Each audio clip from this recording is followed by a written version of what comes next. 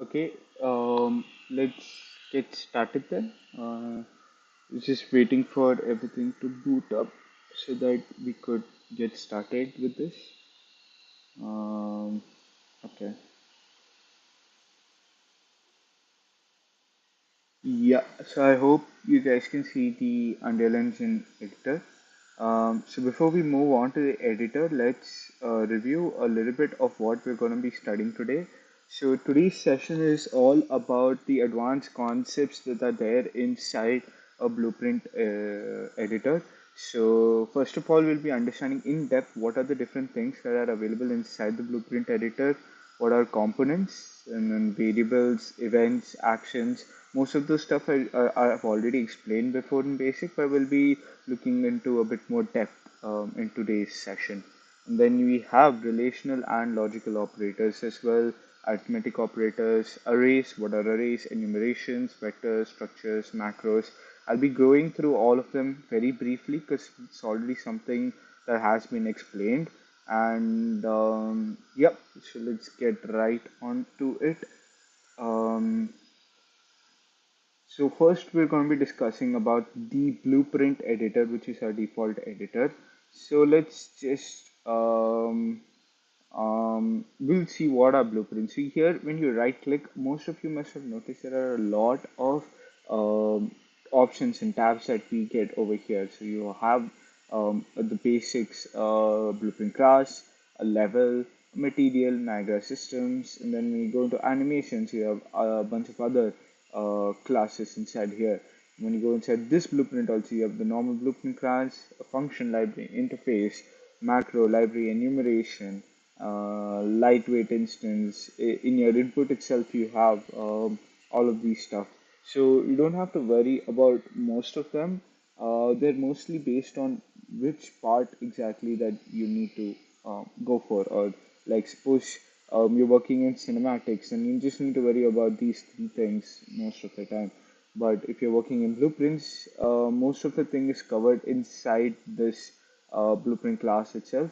So here, if you see under all classes, there are a bunch of different classes. These are all classes which have a specific set of rules and functions inside of them, and we just have to modify a bit of the functions. Like for example, the anim notify states, or the camera shakes. There are a lot of them. Can you search for them if you don't find what exactly you're looking for? Like suppose if you're looking for a widget blueprint, so you search for uh, the widget, and then you just click on this. This is the base class, the widget blueprint, and otherwise go for the user widget one, and it's like a lot of other options that you can get from here. So that's basically entirely what blueprints are, and we'll be explaining about each and every single class over here. So let's start with the actor class. So what is an actor?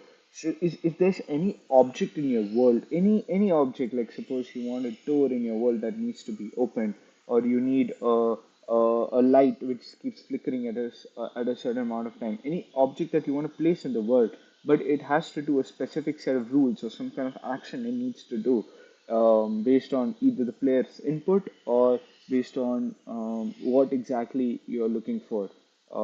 That comes under the actor blueprint. And the second most important thing in blueprints is it's always better to name your blueprints in specific ways. So first, what I'm going to be doing is I'm going to be creating a folder so that I know all of my blueprints will come inside this folder.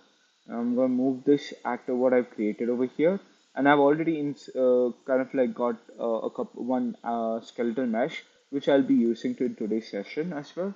So let's also put that I'm going to create a zombie mesh folder, and I'm going to store all of them here. Let's just like take all of them and move it here. So as you can see, my editor is not fully loaded. There's some more stuff that are still being loaded. And in my starter content, there are a bunch of things that I can use in case I need to demonstrate something. But yeah, let's go ahead. So in this, I'm opening my actor blueprint right now. Just give it a second.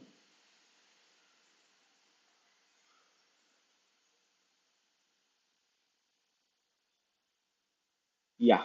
So here, this is the actor blueprint, and so you will be having three view modes over here. One would be the viewport, this will be the construction script, and this will be the event graph. So what are these three things? So event viewport is where you will control how the object looks like. Suppose I want to add a static mesh. Basically, what a static mesh is, it's the object itself. Let's say I want to add a cylinder of sorts. And I would go over here in this options and I will look for the cylinder that I want. So yeah, I've gotten my cylinder, and yeah, I can rotate it or scale it. Like I can do whatever I want with it. So suppose I'm like, let's say I want to make a custom of 0.15, and I want to rotate it also by 90 degrees. Compile, save. All right. So basically, what I'm trying to do over here is I'm going to be trying to make a target of sorts. In order to do that, let's before that, let's add our first person content pack also to this project. So just right click in your content browser, go to the content browser, that is this drawer, add add feature or content pack, search for the one which you need to add, and just click on add to project. And now as you see that I've gotten all of my blueprints which I require for this particular session. So here what I'm going to be doing is I'm going to make a very simple functionality, that is when I hit this um, um, when I hit this target, I want it to change, want this target to change its color. So before we go for that, let's look for something that will help us do this. Okay, so level prototyping. So we go here and let's just delete this materials. Yeah. So this is what we call a material instance. This will be automatically loaded in your Unreal Engine. So you can use this to kind of like create different instances of the same material. So this is the material. As you can see, there are parameters, roughness, the metallic, the base color. These are parameters that are set into this material. And this is the instance of that. So there you can change these parameters in real time and assign whatever you want it to be assigned to.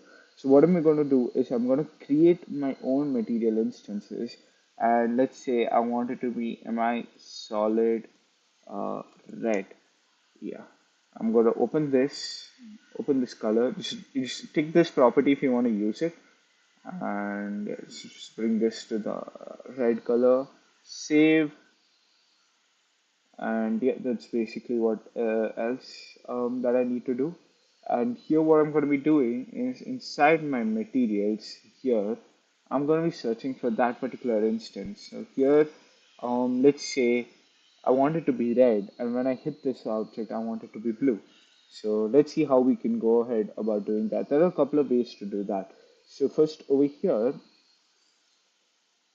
event hit, we can do it like this way as well. So on event hit, that is when this cylinder is hit or when this entire actor is hit, then what we wanted to do is we want to drag out cast, a casting node. So what is a cast? I'm pretty sure I've explained that in the previous session. Casting is when you want to make sure that whatever is getting in reference, you suppose you have another blueprint and you want to use the objects of that particular blueprint, or you want to take a reference to that particular blueprint and use the variables and manipulate that blueprint inside. That's when we use casting. In this case, we're just going to be using casting to check if the object it is the projectile or not. So let's see, first person, right? What is it called? BP first person projectile. Uh, okay, cast to BP first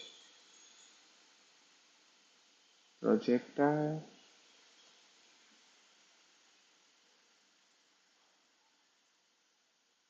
Wait, just see what's happening first. underscore first person projectile. Okay, that is not working for some reason. Why is that?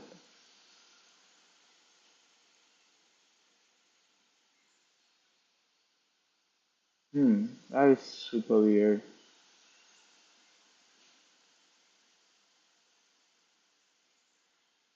Okay, I mean, this works. Okay, let's just try to drag off an event from here instead.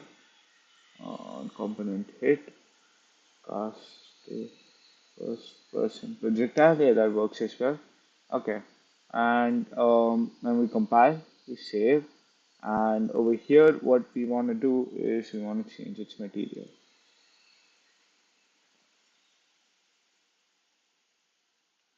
No, you don't say change material, you use a set material, yes. So in set material, your target, which is the object that's the material that's going to be changing, is your cylinder. So that's why we hook that into the target. And for our material, we are going to change it to blue. I think, is it red? Yeah, it's red. And then when we hit this object, it's going to turn blue. So let's see that working right now. So let's go over here and let's just drag out our targets. They'll be floating, and there'll be like three of them nearby each other. Doesn't matter how it is. And yeah, if you have imported your the first person game mode, you will not be able to use it unless you override the game mode of this particular world. So go into the world settings, go into game mode override, and set this to be your first person game mode. And then also one more thing that we need to add is a player start if it's not here. Okay, let's go. Let's just search for the player.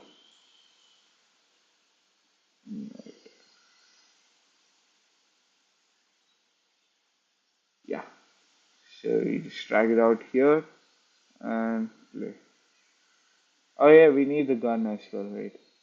We can't do that without the gun. Um, let's just take this gun, save. Oh yeah, we'll save this ahead. I don't think this is saved. And just please save it as a map. I'm gonna save it as new map itself. It's alright. And it's loading. Saved, everything's saved. That's nice. Now I'm gonna play it. So here I'm gonna go get my rifle. And now if I hit this, as you can see, uh, that's how the color changes in real time. Okay. So yeah, that's basically how what exactly happened over here. So basically, this actor, we wanted something to happen in this particular actor. We wanted some code, some objects functionality to be used inside this particular object. So that is why we're using an actor blueprint for this. We're just taking a basic event. This event basically tells if the component is hit, then it okay, we should execute this particular event. And then after executing, it is checking if the object that it's hitting is the first person projectile, which is nothing but the bullet that just flies out of the gun. That's exactly what's happening over here. And then after that, you're just shedding the chaining the material. That's it. And that's it's that simple. That's all. If you want to do something different, let's say you every time you hit, you want it to change between materials. So we can call this flip-flop, and then we can do a set material cylinder. And over here, instead of blue, I'm gonna set it back to red. Let's say we stick it back to red. Now if you play, it's just changing the functionality, just adding some more.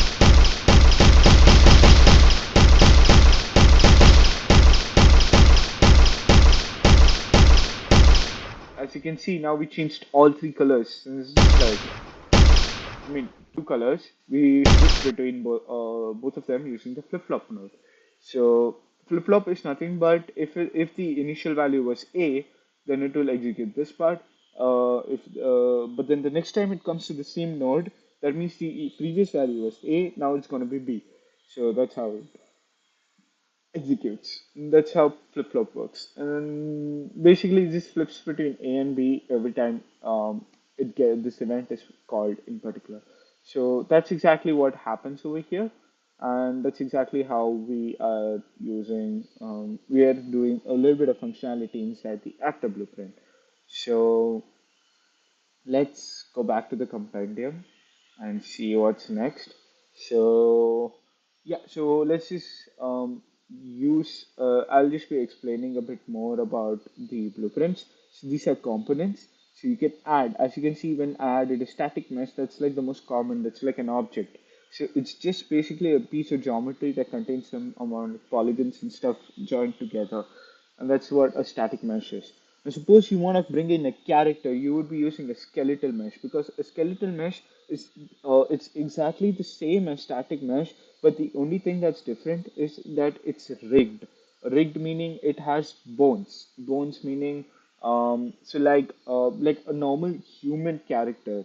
Like for example, let's go back to the zombie mesh that we have. This is our skeletal mesh.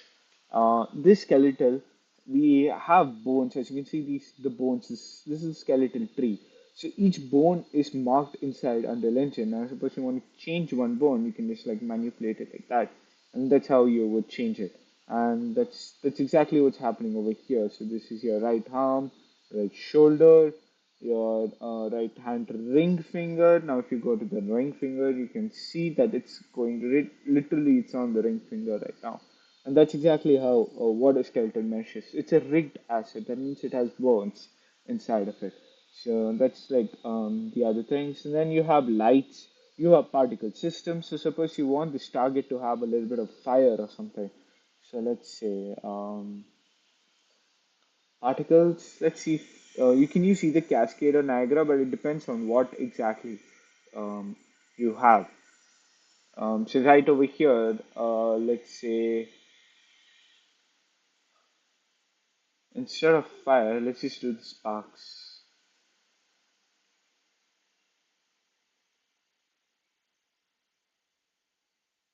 Uh,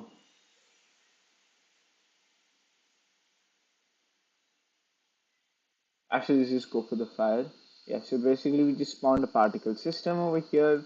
We can call this the fire system. Basically, that's the fire part. And now if you play, so I changed code over here. And now as you can see, my targets are on fire and they're burning.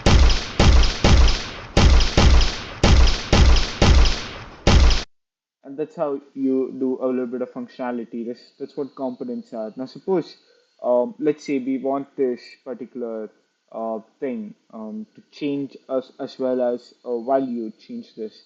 So let's say when it's blue, I want this to be set template file system, select my asset, and I want it to do sparks instead when it's blue, and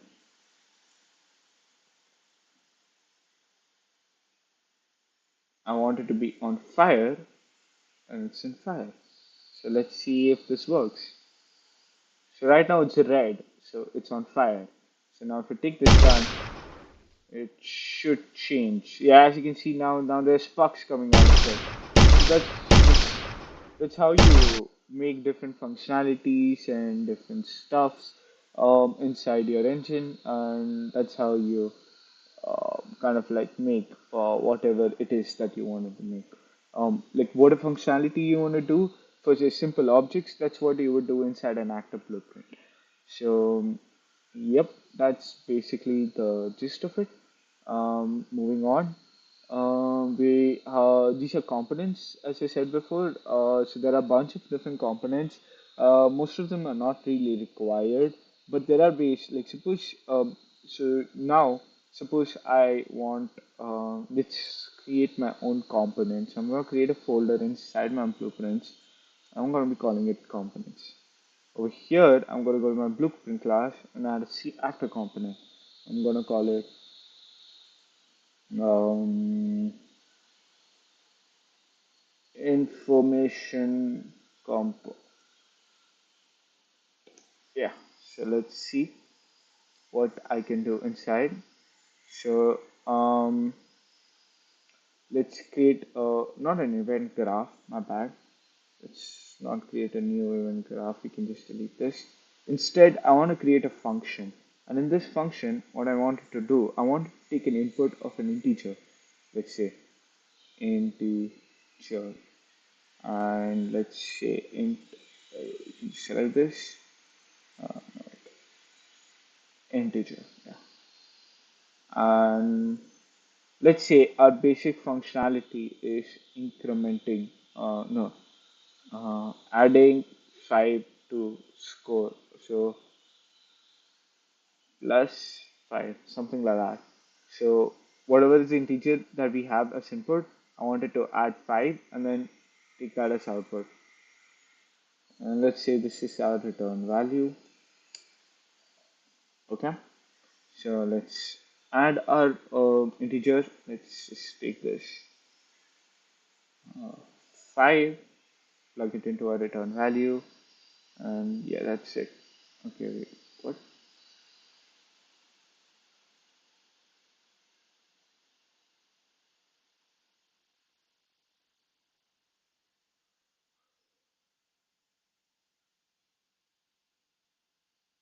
Okay, that's weird. That should not happen.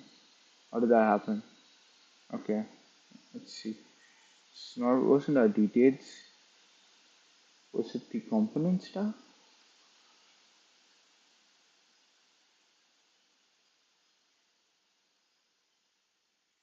No, it is not the palette as well.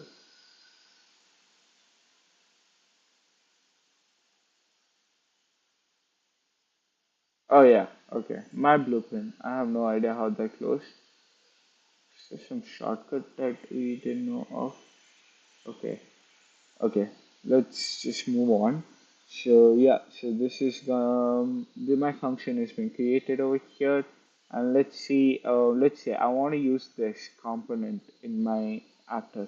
So I would search for this particular component which I've created. It's my custom. As you can see, it comes under custom, and that's what I'm going to be using it for. So this is my component, and from here, what I wanted to do is um, let's create our own variable, and let's call it a score.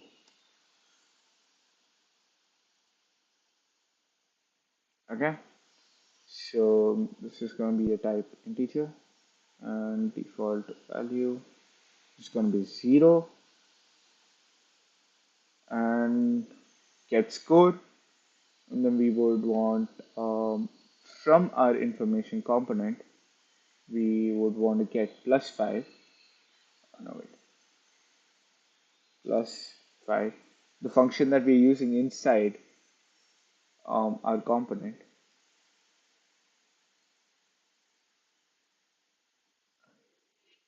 hook it up to this, and this print string.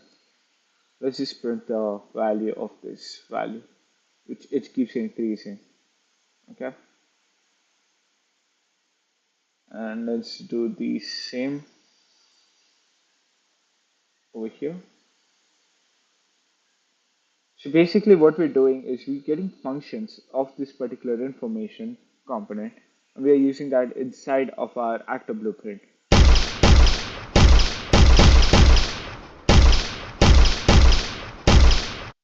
Okay, for some reason that did not work exactly as how we intended it to. Now let's see why it's not working. Let's see.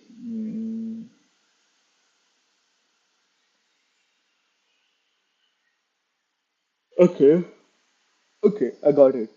So yeah, so basically we're not changing the value of score, we're just increasing the plus 5, and we're just like not changing the value of this particular score. That is why it's not working. So we will just hook this up here and hook this up here. And we'll do the same over here. And yeah, that should work. This is a very like simple instruction. This is not exact. I'm just demonstrating the use of components. As you can see now, it's 5, 10, okay, and it increases that way. So that's exactly how components work. So you make your own functions, your own list of things that you want to do inside a component, and then you would call it inside this blueprint if you need to use that particular function. So basically, it's used for making modular code because so many blueprints will require the same thing over and over again. You'll be using the same functions, the same libraries, the same actions, the same animations. So you would store all of that inside a component, and you would call it whenever you would need that particular function. Okay. Hmm. Okay. Moving on. So let's just delete this. We don't really need it. And we can delete this as well. Let's come over to here from here first. Just delete this. Uh, just force delete.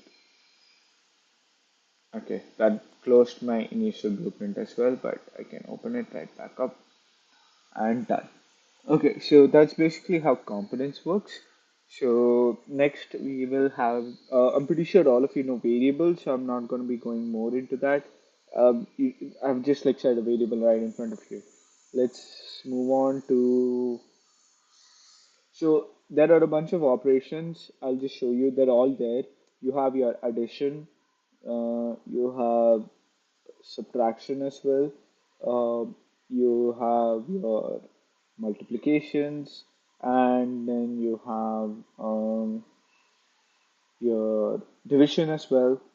Suppose you want to find remainder, I'm pretty sure there should be no. Okay, yeah, there's a particular division just for the dividend divisor, and you'll get your remainder as well as your quotient. So quotient, nothing but the integer value that you want. So that's also available. Then you have, let's see, what are the other ones? Hmm.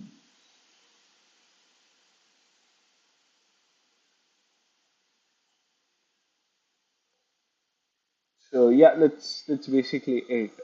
These are, yeah, like most of the basic max equations and problems. And now let's move on to relational. So relationals are used for like booleans. Suppose you want to check if something is greater than or equal to. You have you have less than or equal to. I'm pretty sure you don't need. I won't be going in depth for all of these because we have more things to cover. So yeah, that's basically it. Wait, gotta save everything. Something's not saved. Oh, okay.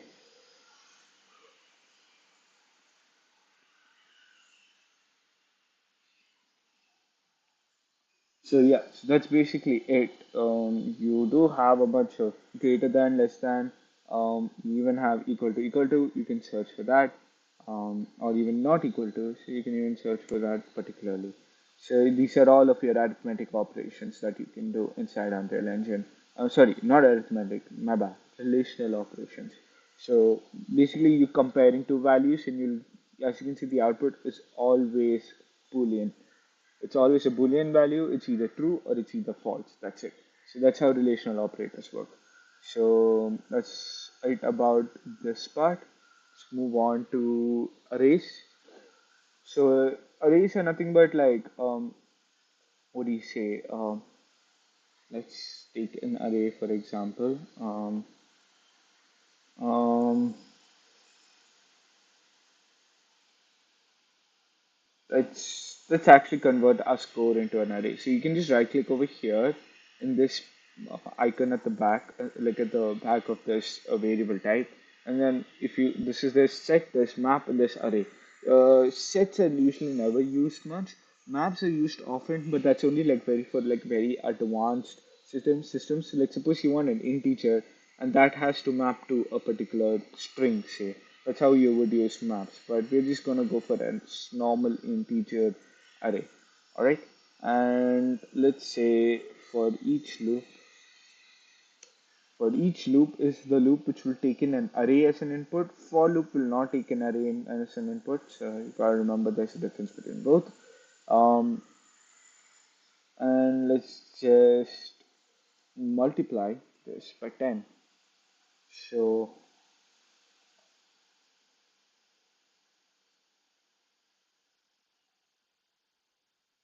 so let's take a score. Let's make some array elements. So I'm going to call this 2. I'm going to call this 3. Let's make this 6. This also as 3. And this as 10. Alright. And in our loop body, what we're going to be doing is we're going to be printing the string. And this is going to execute. So basically what I'm doing is let's see what the output is, and let's see how this is achieved. All right, so let's just start. And yeah, so we got some particular values. I think I'll do so that the duration of all of these values are shown for much more longer. And now if you play, yeah. Okay, so basically what it did is our score has 5 elements inside of it, and in our loop body we're just executing this over and over again. So now for each loop, we're checking the score, the first value, and then we're just printing that value after we multiply it with our array element as well as our array string. So basically 2 into 0 is getting multiplied, and then you're getting the output as 0. Then you're multiplying 3 with 1, and then you're getting an output as 1. And then you're multiplying 6 with 2, and that's basically how it works. You're just multiplying the index with the element, and that's exactly what I've done over here. The element is these numbers 2, 3, 6, 3, 10. Your index is the position of these elements inside the array, which is 0, 1, 2, 3, 4. And that's how this simple functionality of an array works. Okay. Yeah. Okay. So now that I've explained us how arrays work, you can use this. Let's see a specific use case scenario for this. So let's go back to the compendium. And as you can see, so basically arrays are used for like grouping variables of the same type. Um, um, you guys know how to create it. I've shown how to create it. Now let's see, for example, suppose like level bonus is some kind of an array that you need to create. So extra score. So whatever the player score is, and also the particular level. Suppose he completes level 10, and we can see what that particular bonus is for that particular level. So basically, each level will be so you'll have level 0 as your index, level 1 as your index, level 1, 0, 1, 2, 3, 4, 5, 6. That would be your index part, and your bonus would be the value of that particular index. And then what they're doing over here is they're getting the current level, like what is the current level of the game. We're checking what bonus is associated with that particular index. So suppose the level is 10, and suppose the bonus is 20 for that particular level. So it gets that particular value from the array, and then you just add that particular value from to the player score, and then you set it back as the new player score. And these are some of the functions. Get returns the element. So whatever is the input that you give at the bottom part over here, that would be your that is your particular this part is your index. So suppose you want to get the element at index 10, so you would put the value 10 over here. And same thing, this part, um, this part is your array input. Then suppose you want to add a particular element into the array. So you take the input, you tell which what element you need to add, and it adds it to at the end of the array. Suppose you want to get the length of the array. This is simple. It just takes in the input, takes in the array, calculates the length, and it returns it as an output. And inserting is it's exactly the same as adding, but instead of adding it to the end of the array, you give it your whatever is your array as input. You give your input as whatever the element you want to insert into the array, and then you give the input of the index. So this is your index that is being used inside the array. So that's basically it. Um, for an array. Let's not go over enumeration. I've explained what vectors are, so let's move over. You guys can just read through this. It's very simple and very explanatory itself. And I'll just move on to creating my own custom character um, rather than going further for here. Let's go.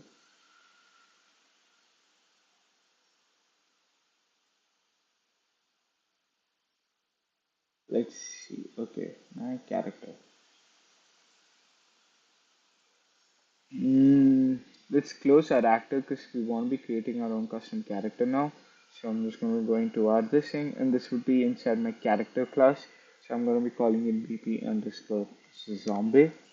And what I'm going to be doing is I'm going to be adding. You don't usually don't need to add inside a character blueprint. It's all.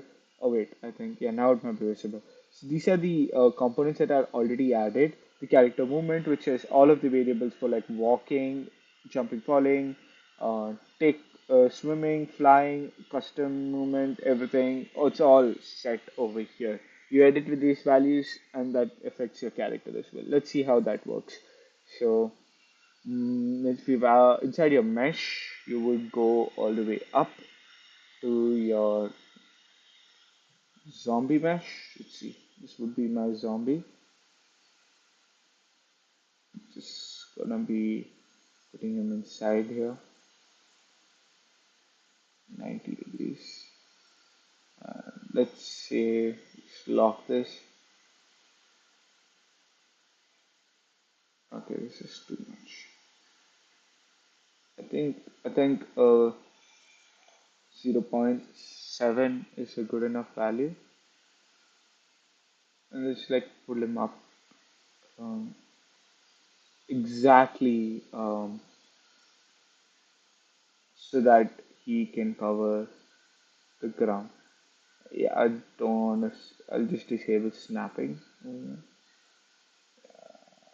Yeah, this should work.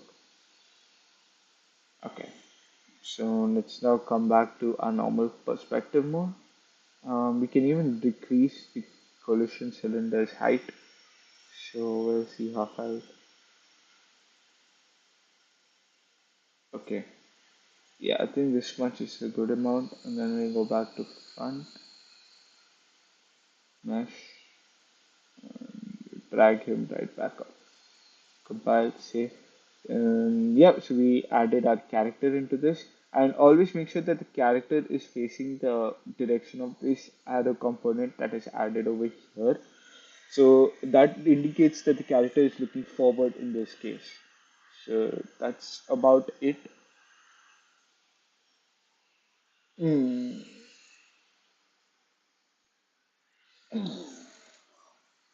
yeah.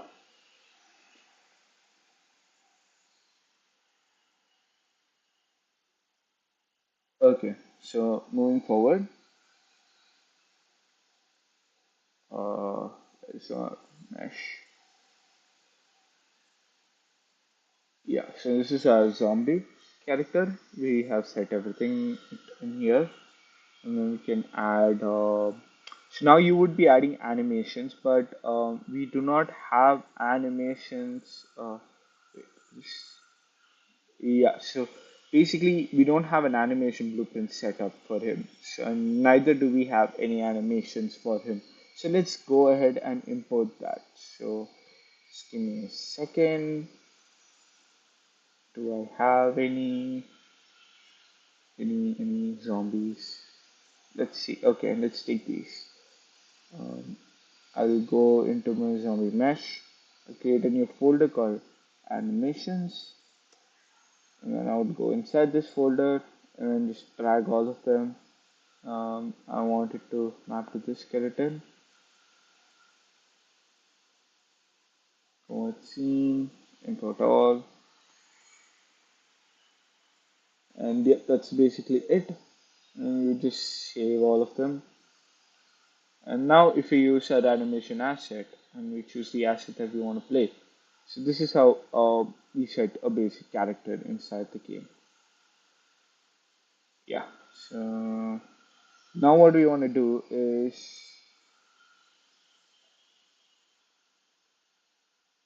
hmm, okay,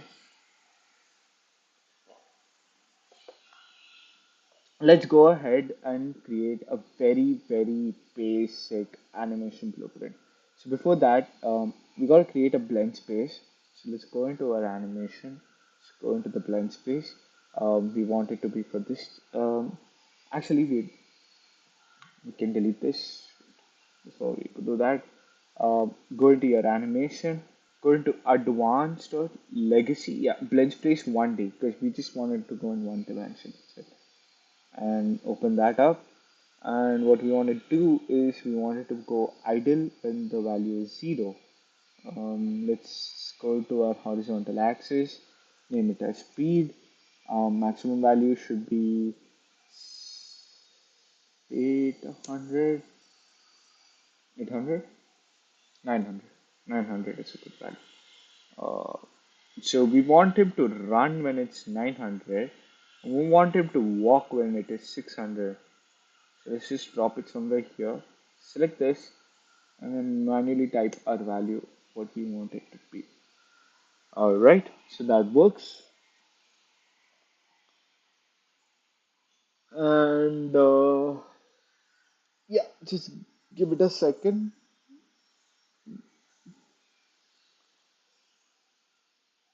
And now, if you want to preview this blend space, as you can see, he's now in idle mode. And then he starts walking slowly. Actually, you know what? Let's not set it to be 900. Let's set this to be 600. I'll tell you the reason why we are using these specific numbers. Let this be around 300. Yeah, okay. It's very simple blend space that we have set up. And yep, that basically is it. Now what we're going to be doing is um, on your event tick, if you want to increase, let's say if I want to increase the speed now, mm,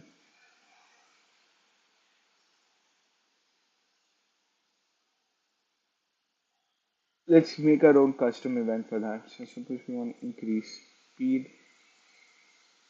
Wait, we gotta type custom event, increase speed, and in our inputs, let's just ask if it has to be fast. Um, then if it is fast, if this is true, then we want to set max walk speed, set max walk,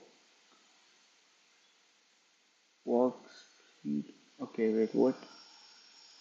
Get from here, max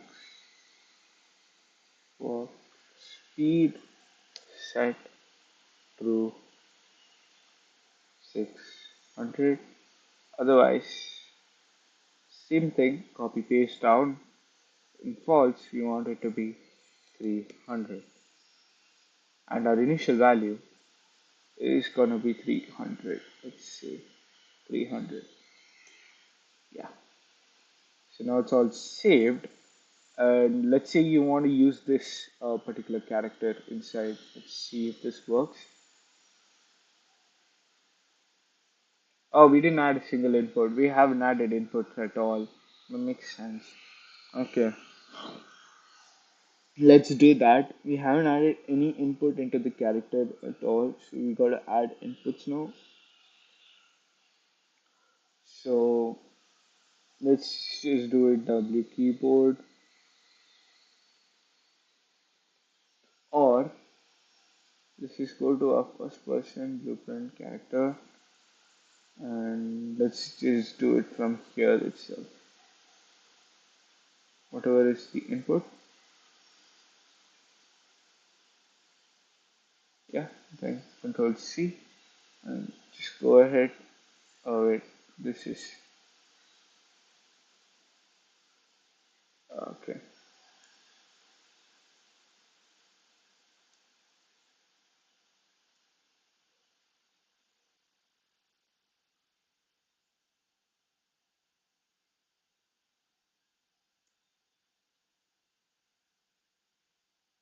Copy, copy.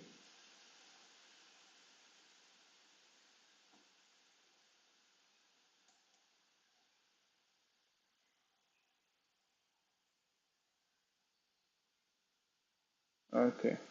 And this is take this part up. It's kind of like added into this.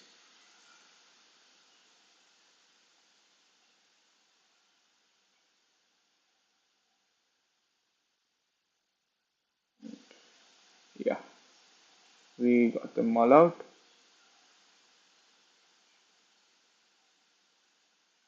Let's keep them over here. Okay. You just copied this basic functionality from our previous blueprint. Now let's see if this works. Okay, this works. And then for our mesh, we need to add a camera component, wait, a camera boom. No, wait, spring arm. Yeah, that's what it's called, spring arm. And to this spring arm, we want to add a camera. So you would add a camera to this guy.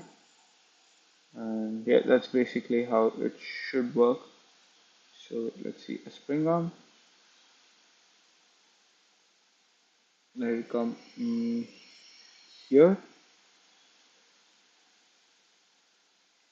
and then you would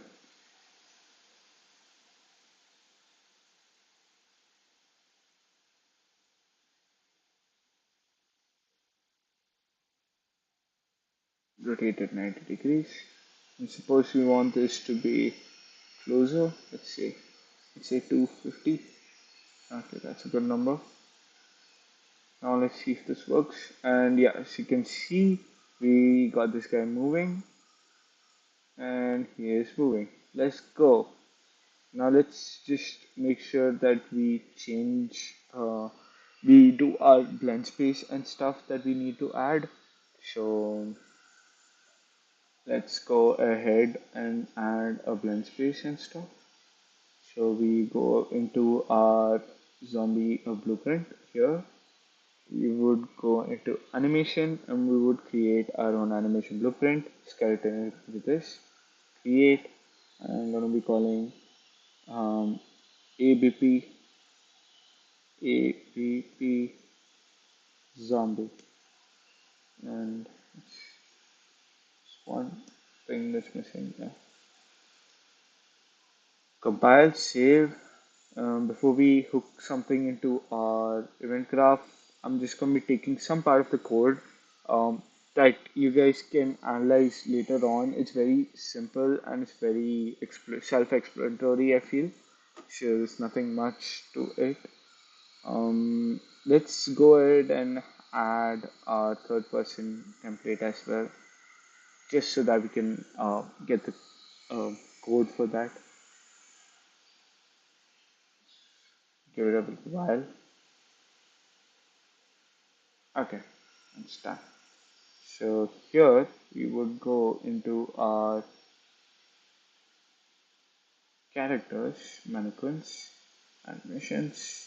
Yeah, this is our Manny blueprint.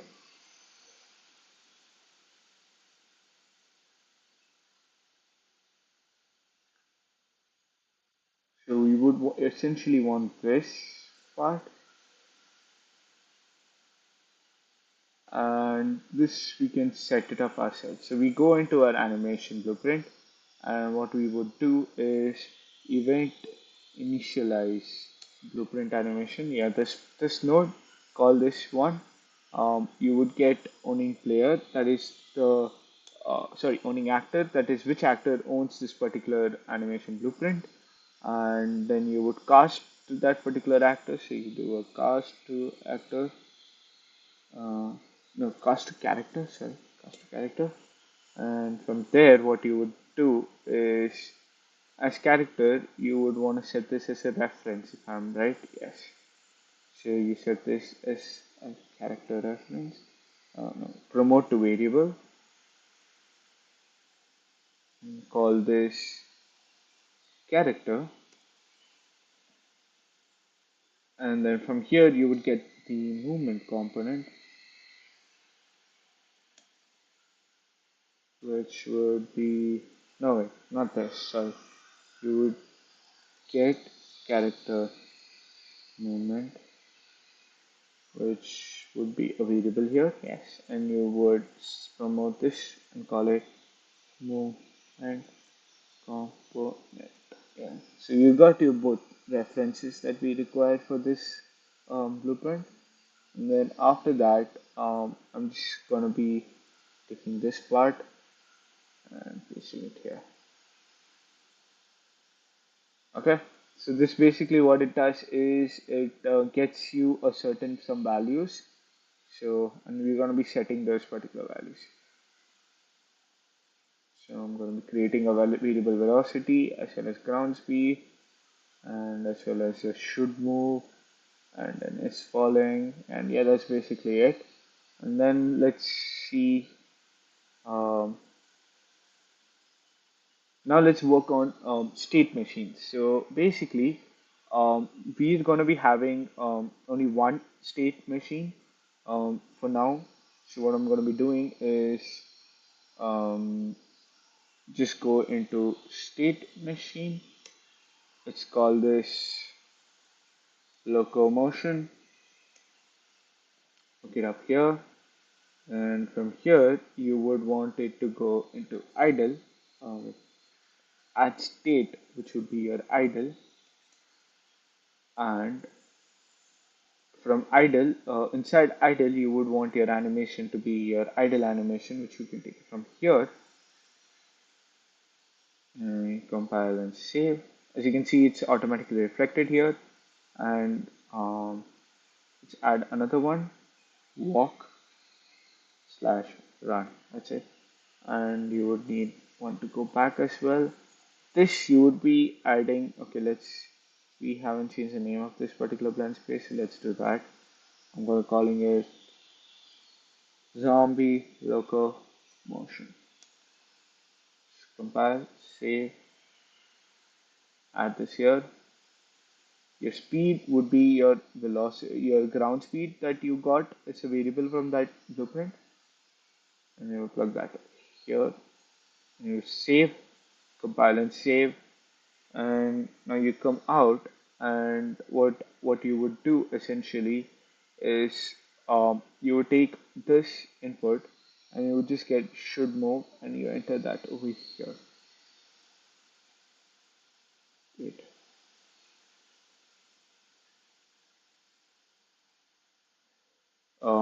Not, no, wait, not boolean. Yeah, this is what we're looking for. So basically if we want to stop running and we want to walk back, like if you want to go back to the idle state, then you would use should not, it should not move. So basically that's what we're doing. And if you want to go, we would take this should move, or would set this to be here. That's basically it. A very simple setup of the animation blueprint. And now if we go into our BP zombie, go to the mesh, instead of using animation asset, we will use our animation blueprint. Now let's see how this works. Yeah, so it is moving, it is working. Now let's just get our shift key, left shift, released, flip flop, um, increase speed, true, or else same thing, and say false. Okay, now let's see. Now it's running. Uh, yeah, this is basic implementation. Now we don't have animations for it to jump, but yeah, that's basically it. And let's just do one last thing. Suppose you want the zombie to attack as well. Let's say, in order to do that, I have the attack animation. So what you would do is right click on it, go to create, and you would create an animation montage for this. And along with that, you would also have to do something over here. So go back to your animation blueprint. Um, yeah, this one. Inside your event, this part, yeah, anim graph, what you would do is you would add a blend, layered blend per bone, this particular node. You get the same, no, sorry, you would disconnect this, add this to a thing called cache pose, call this locomotion, locomotion cache. Basically, what this does is it allows a memory location, and this you can use this memory location as many times as you want. So I'm going to be using this over here as my base post, and along with that, you would need to get default slot, that is your slot, plug that in over here, and over here in your layer setup, just right click, go down. You, we just need one branch filter, so just can delete that. Add one. Yeah, so here I would let's say spine underscore 01. Isn't that what it's called?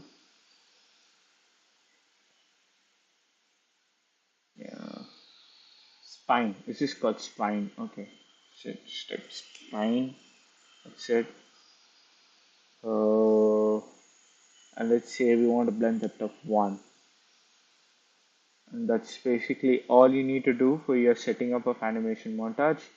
And then after that, inside a zombie, let's say if I do my left mouse button, I want him to attack.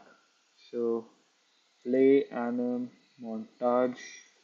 No, not this one. Left mouse button. Play anim montage. Play montage. This one. The input would be your mesh in skeletal mesh. Your montage would be your attack montage, which you have created. So that would be your input, and that's basically it. And now suppose you want to play. I press the left mouse button and then I attack. That's how it does. Even he attacks like that. Suppose he's running, you can even attack like that. And it's like very blended kind of a thing. As you can see, that's how a very basic implementation of how characters work. Um, Along with that, that being said, suppose at like okay, let's do something simple. So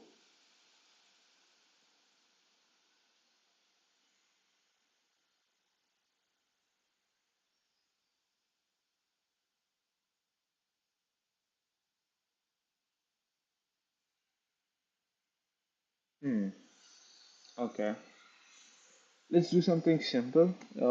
Let's just go into our mesh over here and let's try something new. Okay, so every time this particular montage that we have, let's open this up, we can save it. We can add a notify over here. So every time he comes back, or like here, let's say here at this particular instance, I want to add a notify, and along with this I need to go into my skeleton, and in my right hand, yeah, over here I want to add a socket. I'm just going to call it particle socket. Particle socket.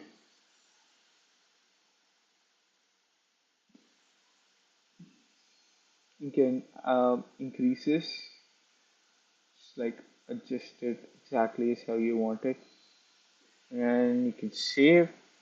And then upon this montage notify, like basically when you right click and then you just click on add notify and then click on montage notify, and this particular thing begins over here. So it gets called. So every time the animation completes that particular section, it comes out over here. And here, what I want to do is I want to spawn an emitter at attached. Uh, no, wait, not attached. Let's just say spawn emitter at location. Location is gonna be I'm just gonna add fire, and my location is gonna be get socket location for the mesh, and our socket name is called particle socket. So I'm gonna right click here. I'm gonna go back. I'm gonna paste it directly in over here, and I'm gonna plug that in over here. Compile, save, and yeah, that's basically it. So let's see if that works. As you can see, fire got spawned at that particular location. Yeah, so that's basically it. See, at the moment that particular location, this fire gets spawned. Instead of fire, let's say, suppose, yeah, you don't want fire to be spawned, but instead you want something else. Let's say explosion. You can just change it over here and then do the same. Yeah, you got an exploding zombie now. So like every time it attacks, you get like explosions coming out of its hand. So yeah, that's basically it for characters. Mm, if you want to see other types of blueprints, there's nothing much about player controller. Game mode base is nothing, as I've already explained. It's just rules of that particular thing, rules of the game that you're defining, like scores and stuff like that. All of that functionality you would write it inside of a game mode base.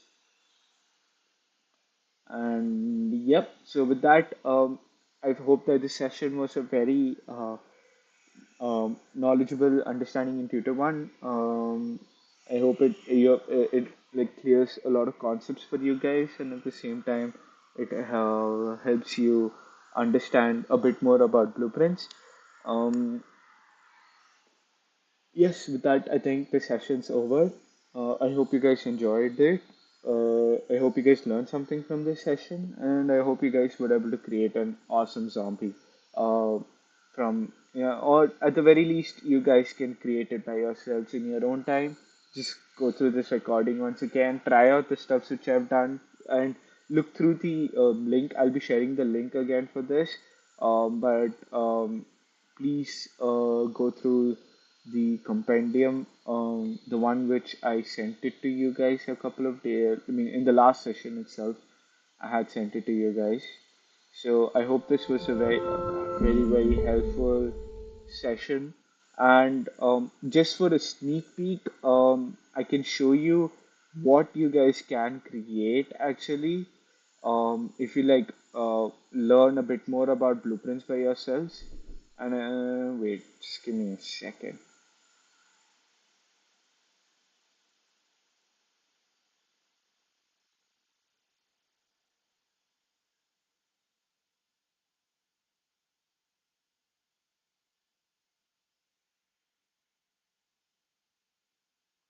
Okay, so moving over here, this is a very simple game that I've created with zombies and stuff like that. So the exact same way as how I've explained it to you guys, if you create your own functionality of your game, you might be able to create something like this as well. Just give it a second to load. Mm, okay, it got hanged. Wait, just give it a second.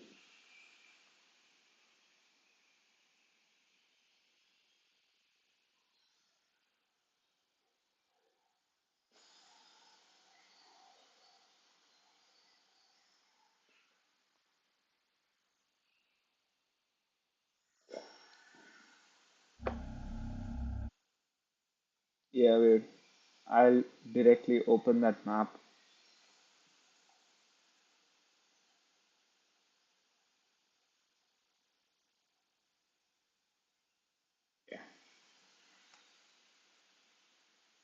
Yeah, so a little bit of level designing and stuff, and then you can create a very basic game.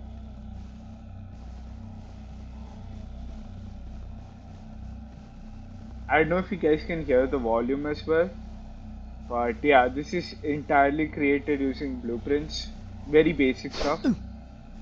As you can see, I've gotten damaged, and when I hit the zombie, now it's dead because I had to hit him twice to kill it. And I scored 100 points, as you can see, with the help of UI. And now you can see that the wave is one.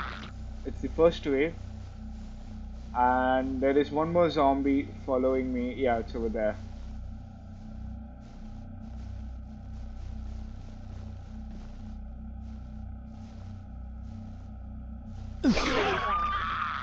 And now I've killed all three zombies.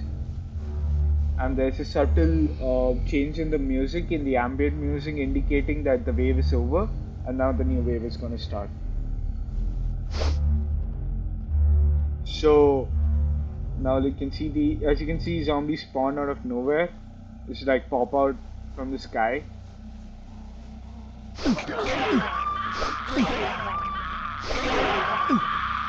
They can still hurt and damage you. So you gotta be careful. But yeah, there are some more over there.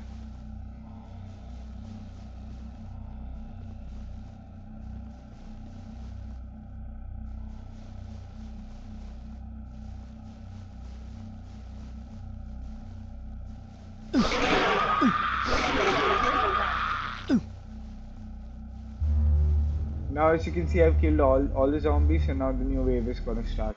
So yeah, there's basically a very simple functionality I've created of a game. But yeah, this is very easy and very possible. And you know, with whatever I've taught in today's session, I hope it'll be more easier to understand in the upcoming uh, sessions as well. And I hope you guys try to create something by yourselves. It's important to keep experimenting with blueprints, otherwise, it's really hard to get a very good understanding of it. But yeah, with that, I'll be ending today's session. You guys will be getting the attendance link. In fact, I'll post it right now. Just give me a second. Now I'm posting the link.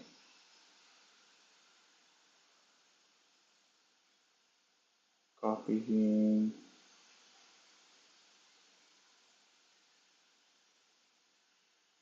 Yeah. So yeah, I posted the link, and yeah, with that, I'll be ending today's session. Thanks, guys, for joining today.